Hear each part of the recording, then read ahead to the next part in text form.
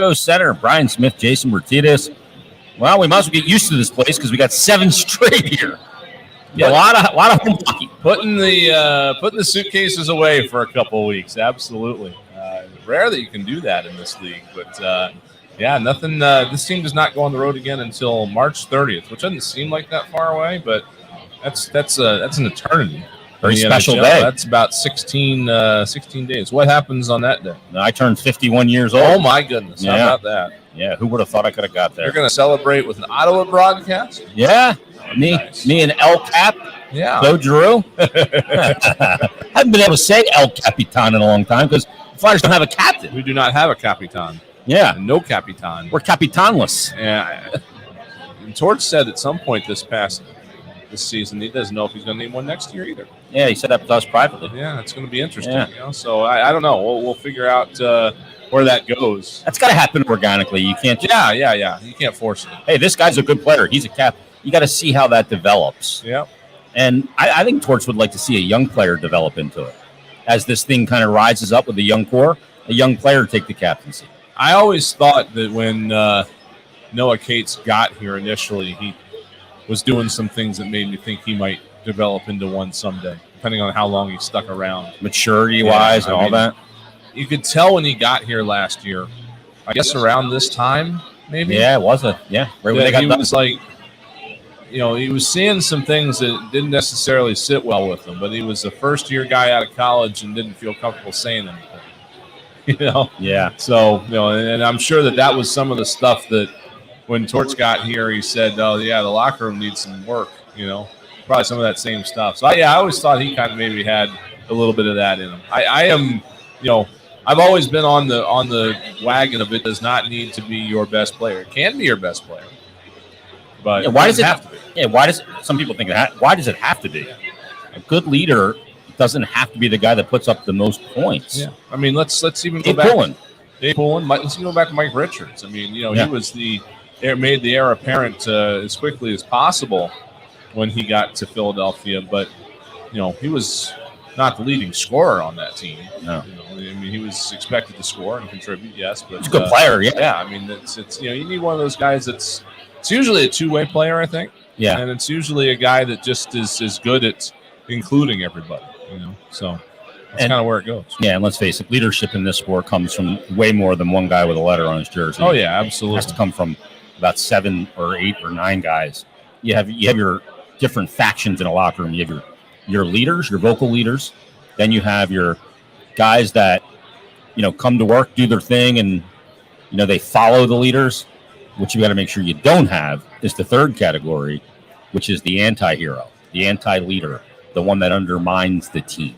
Right. In the way they play or the way they carry themselves. Because that's an infection that you can't have. Yeah. And I'm not descending to the level of infections on this team, but there are definitely some people that, that John Tortorella is watching to see how they handle themselves through this stretch of, last month of the season, and there's some guys that are going to be out of here, and so it's something that's usually when you're a team that's not cooking along really well. It's usually something that there's usually maybe 1 or 2 in every team, and you just sometimes have to deal with it. So, and Nikolai Zherdev type, one of those kind of guys, do all this talent, but it's just a dog.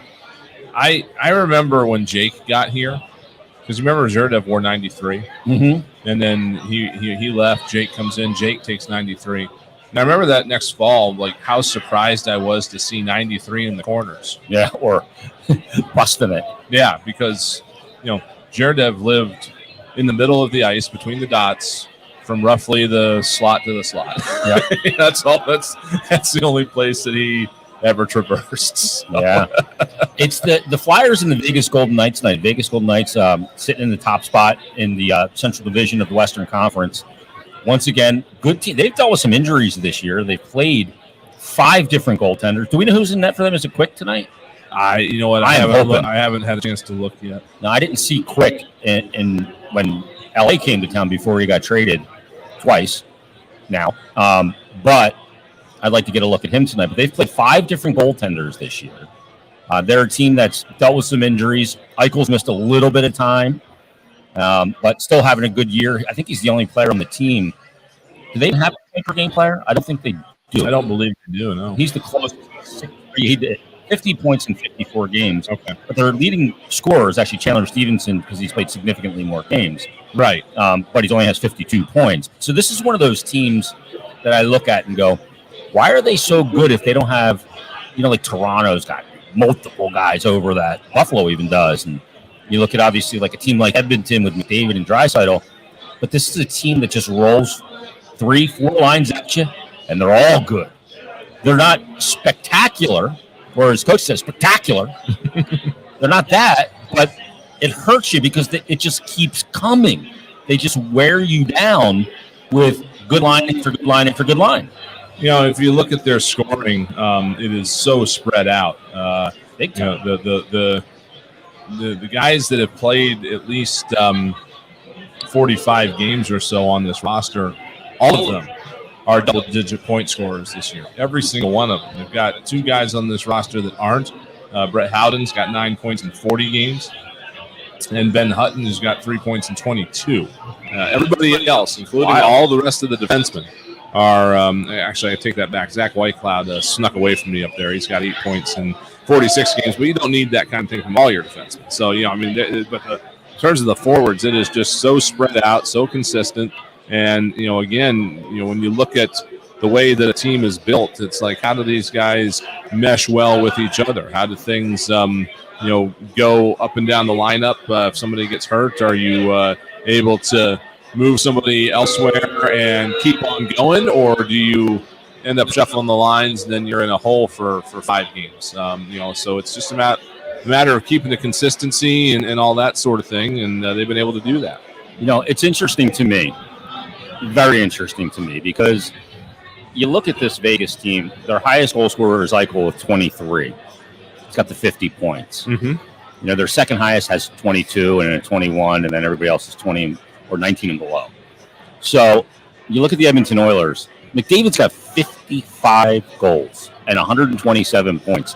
The leading scorer, Chandler Stevenson's got 52 points, more than double, way more than double the amount of points. Mm-hmm. They also have Draisaitl, who's got 42 goals and 98 points. And then you look at, and Nugent Hopkins got 30 goals, Hyman 29. And then this team in Vegas, you look at it from a record standpoint, you would think that the Edmonton team would have the superior record.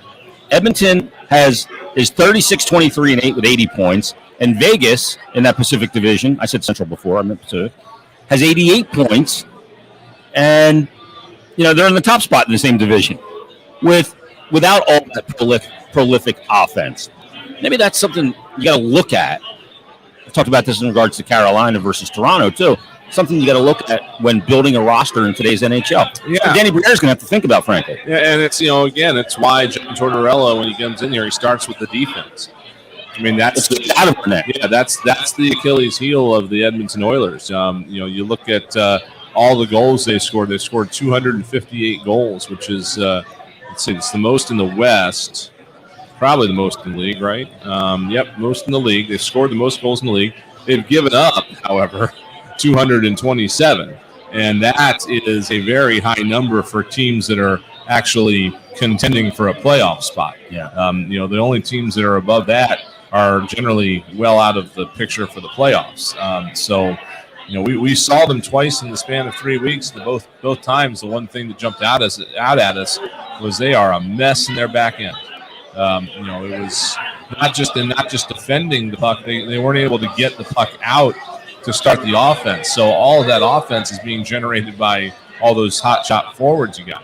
Now they've got Matthias Ekholm in there, and he seems to be making a pretty good difference right away. But yeah, it's about how you build a team. It's why when you have an Olympic team formed, you don't just take the top 20 scorers from your country in the NHL and throw them on the Olympic team. You need guys that can play certain roles. And so, it's about building things and building them the right way. Yeah, I mean, I look at Edmonton. They give up more goals per game, goals allowed per games played, than the Flyers. Yeah. 22nd in the NHL. And then I look at a team like Vegas who gives up the 7th or 8th least amount of goals per game. The stat that determines wins is not goals for, per se. It's goals allowed. You look at the top teams and what they give up: Boston, Carolina, Minnesota, New Jersey, Dallas, the Islanders, Maple Leafs, Vegas, Rangers, and Colorado. That's the top 10. Yeah. That's the way to win. Look, you can win a lot of games, a decent amount of games in the regular season, but the playoffs you will not. So this team's equipped for the playoffs, I think, in the way they're built. It's really an interesting exercise to sit here and look at it because, like you mentioned, Vegas 88 points, Edmonton 80 points. Their goal differential is almost exactly the same. Vegas is plus 32, Edmonton's plus 31. And where that difference is, that 8-point difference, it's in the consistency because Bingo. If you win a game 8-1, you still only get 2 points. Yeah. So that tells you that Edmonton's got a lot of games in there that they're win by big margins. But, it's more effective to win, 5 games by 1 goal margin than it is to win 3 games by 10 goals and lose 2 games. Yeah. Who gets the more points there? So, again, it's the NHL these days. It's about good defense and consistency, and not spurting, not having big runs of, as we saw recently here, 10-game winning streak followed by a 10-game losing streak. That's a 500 run, Yeah. So it just wipes everything off. So yeah, that's what you want to do, and it's. The old adage has always been what, like 750 hockey at home, 500 on the road is what you want to do. I think that's probably changed a little bit now. Yeah, I think it has. But yeah, I mean, it's cumulative, and if you can play good defense pretty much every night, when scoring dips at the other end, bounces don't go your way, you can survive those a lot better if you play good defense. Let's take a time out here on the pregame show, our first. We'll take you right up to the top of the hour where Tim Saunders and Steve Coates will have to count down the face-off in the first period action between the Flyers and the Vegas Golden Knights. We're back after this. You're listening to Flyers Game Day, brought to you by Betway on the Flyers Broadcast Network.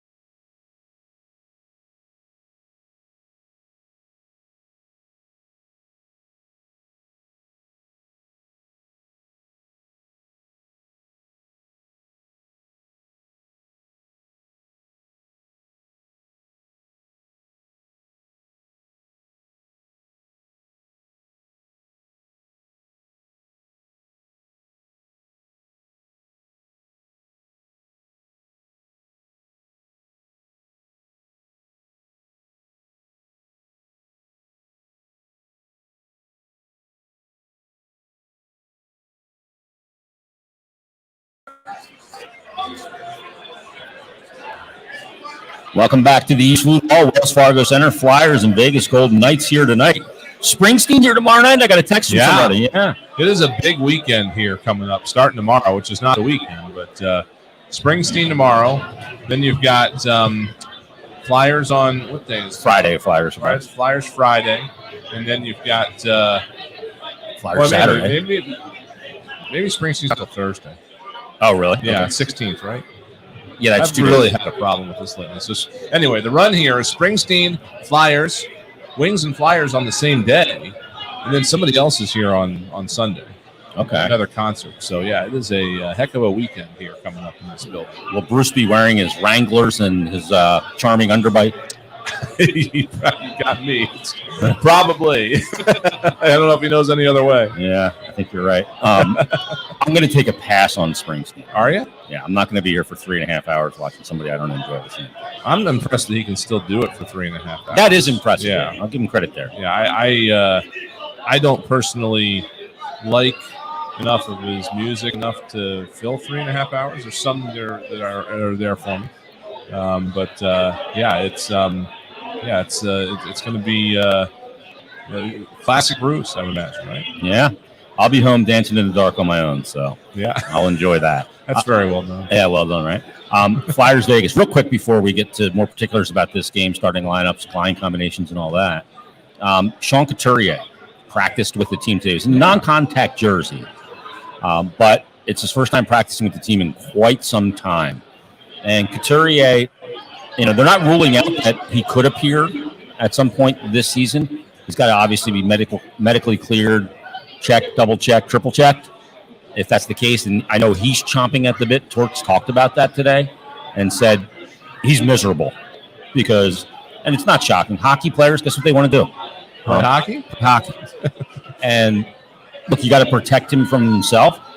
But if he is medically correct, cleared, checked, double checked, triple checked, I think it'd be advantageous to see him in 4 to 6 games because getting him back out there and letting him know that he can do it, seeing how he holds up and how his body responds is another thing. Because really send him to the offseason in a better spot than waiting all the way till next year. And Torts said, hey, let's just start in the camp next year. But that's not the player mentality. Right. And again, he said this today in his chat with the media that if he doesn't get in the game this year, then he's going to come into October not having played hockey in 22 months, very close to 2 years. Yeah, and that's not ideal in any sense of the imagination. So, yeah, I mean, for me, I think they want to give him every opportunity to at least get into something this year, just so we can, like you said, ramp up some momentum. It's the same reason, the same general idea as to why they want to get Tyson Forrester in some games here, want to get Bobby Brink in some games, want to take a look at some of the other guys down. Maybe Ronnie Attard. Ronnie Attard, yeah. Yep. So, but for Coots, it's obviously a different scenario. He doesn't need to get in his mind what it's like to play in the National Hockey League, but he does need to. It would be nice for him to try to kind of just get back into the swing of things before going into the offseason. He said that apparently he's been conditioning to the point that he feels like it's been all summer getting ready for a training camp. So he's definitely been doing enough. And I think unless there is some sort of real risk that he might re-injure himself for some reason, or if there's just a benefit to waiting, right? If there's some reason that then maybe he'll wait. But I think otherwise he's going to try to get into something. Yeah, and I mean the previous 4 years for last season were, last year in 29 games he still had 6 goals, 11 assists, and 17 points. Not last year. That's the 21-22 season, so early last year. But the previous 4 years, 276 games, 104 goals, 148 assists, 252 points, and a plus 53. He's a big element of this Flyers team. And, if you're able to get him back, is he the same Sean Couturier that had back-to-back 76-point seasons? Maybe not. We'll see. Only time will tell on that. And the other part of it is this notion that he's been injury-prone. He played 82 in 17-18. He played 80 in 18-19. He played 69 of 69 in 1920 because the pandemic cut it short. Yep. And then obviously, then the 56-game season, he played 45. He had that weird sternum injury in the beginning of the year that sidelined him there. But he's been a pretty durable player. So, look, maybe this lengthens his career too. Yeah, absolutely. It's it's not unclear exactly what the issue was. It sounds like it was something where there's some pain here and it's causing pain somewhere else.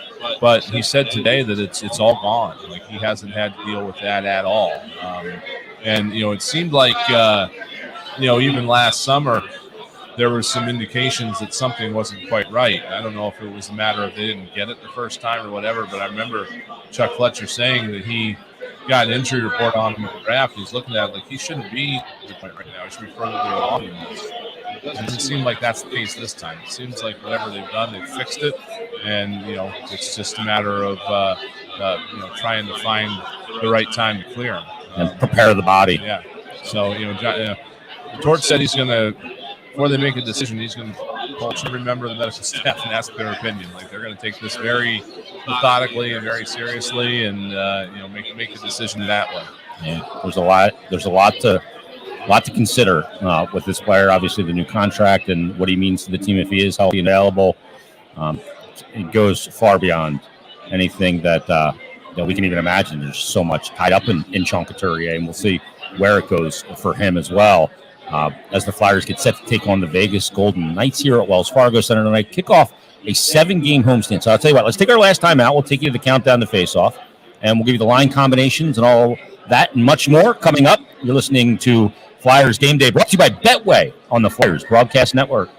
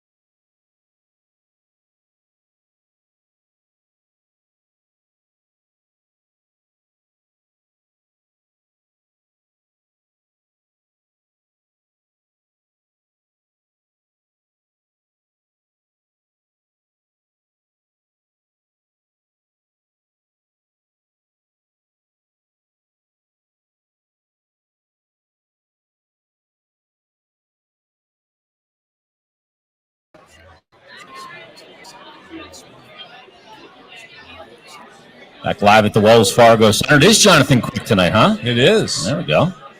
And not my wish has been granted. Which other guy? They started 5, Smith. Yeah, exactly. I'm not even sure. Yuri Patera is the backup tonight. One NHL game. It was a win. He apparently gave up 3 goals.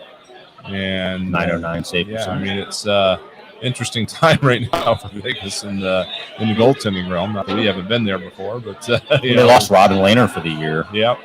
They signed a couple years ago and then let Marc-Andre Fleury go. And Logan Thompson's played the most games for him. Then Aiden Hill, who we saw in the Flyers Vegas game earlier this season, has played in 27. Quick has now played in 3, and he's 3-0. And how about these numbers on Quick? 197 goals against average.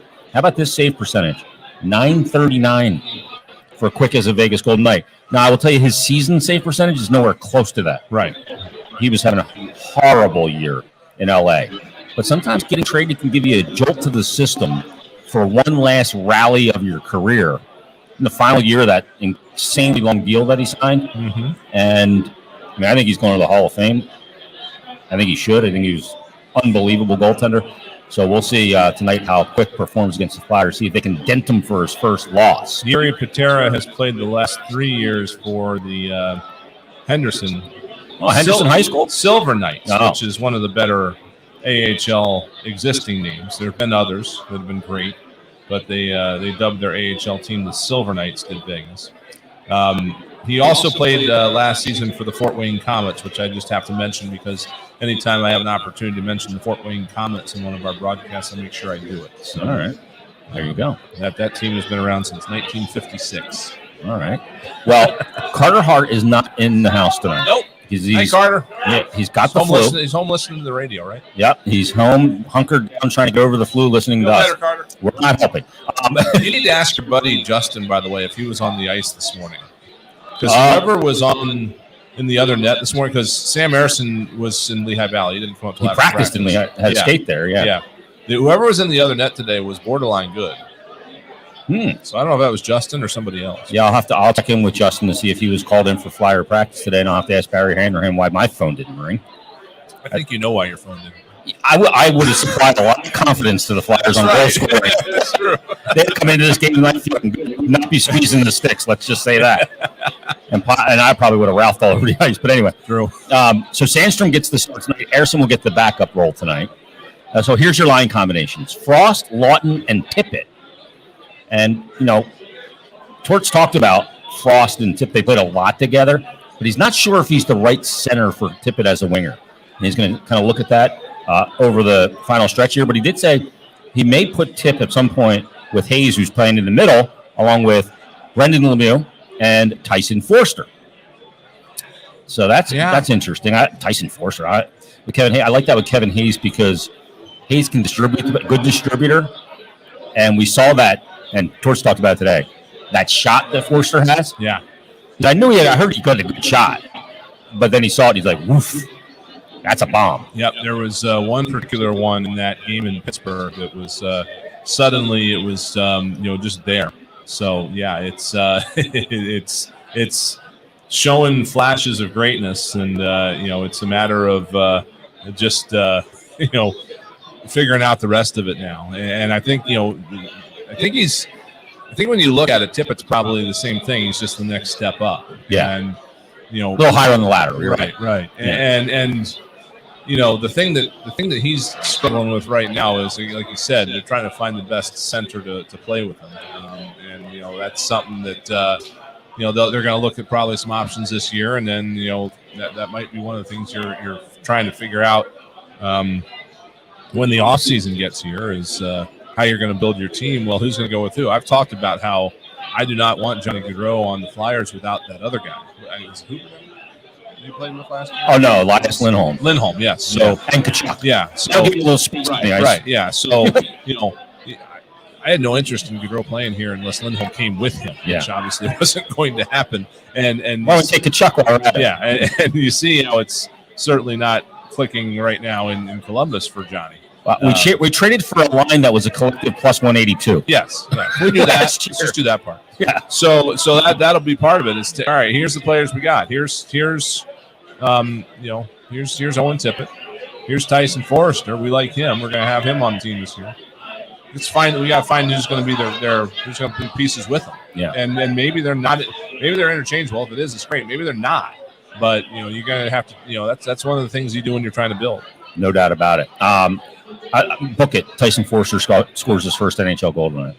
Yeah, I'm putting that. If people want to get their wager in, maybe it's like plus 1,400, maybe even higher, maybe plus 1,900.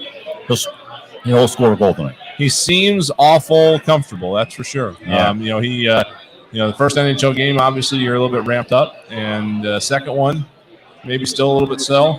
But then he went back to the American Hockey League. I asked him about this. I didn't expect him to say, "Oh yeah, it seemed easy," but I'll bet you anything that after playing 2 games in the NHL, you go back to the AHL, and all of a sudden you feel like where's everybody at? I got all this time and space. Yeah, so now he comes back up here, and he seems like he's getting close to settling into his game. So you might be right there.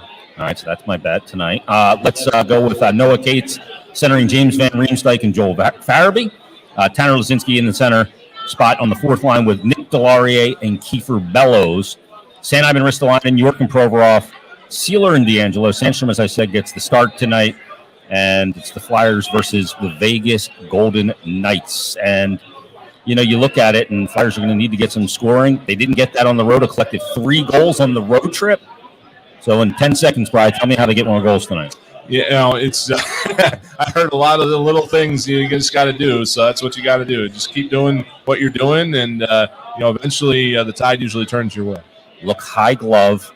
Yeah. The traffic situation around Jonathan Quick, he will default low, and the glove hand will sag. It's how they beat the Kings earlier this year and touched him up for all 3 goals. I hope they have the pregame show on in the locker room. They always do. They give him a little pep talk. As Stort says, stiffen up, boys. If you're not going to be stiff, you're going to sit right here with me. All right, stay tuned. Tim Saunders, Steve Coates, countdown to face-off, followed by all the first period action. You've been listening to Flyers Game Day. Brought to you by Betway on the Flyers Broadcast Network.